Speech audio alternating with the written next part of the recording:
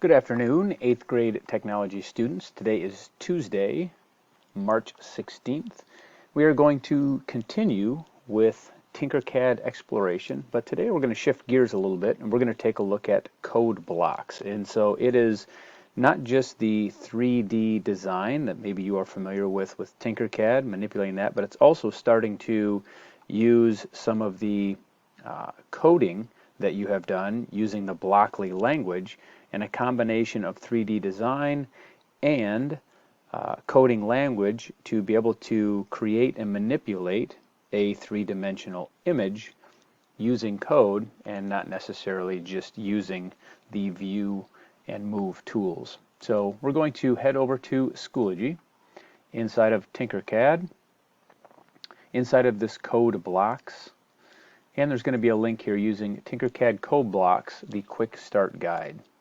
I'm going to come back into our agenda. So what I want you to do today is to complete steps 1 through 6 of this Tinkercad code block quick start guide. Now there is not an assignment to turn in today. It's simply going to be learning how to use Tinkercad code blocks. Now what you see here is kind of like a finished product of what you would see. So your normal kind of workspace panel that you would see inside of Tinkercad. But what you also see here is all of this coding, this Blockly language that is being run.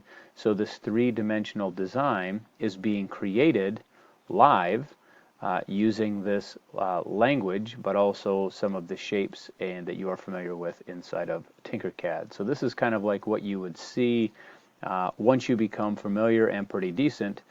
This is maybe something you would see for a final project. Some of you may or may not be here by Friday. But what you're just going to do is just simply scroll down. So, step 1 is signing in to Tinkercad. You're probably still signed in from yesterday. If not, make sure that you do that.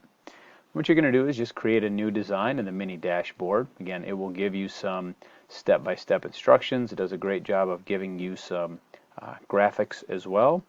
And then just simply viewing the workspace. So this is going to be different. So you're used to this workspace here, but now rather than having all of your shapes and designs on the right hand side, you are now going to have kind of these code blocks on the left and then where you edit them here in the middle. So you'll become a little bit more familiar with this workspace here in this code block.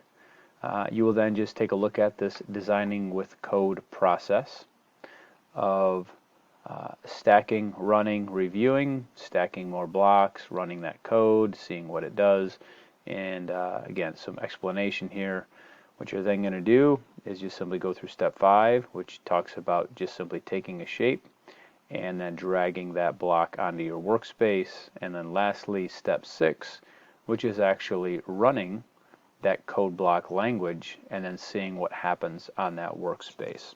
So hopefully you enjoy today of what this introduction to code blocks is, and we will continue tomorrow with code blocks.